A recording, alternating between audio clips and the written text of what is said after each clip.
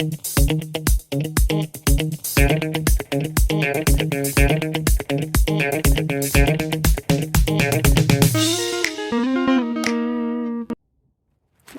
hi. Yeah, today there is a little bit of a perspective change happening because sometimes the answers are in the details, you know. Will it be the case for the next question? Let's see.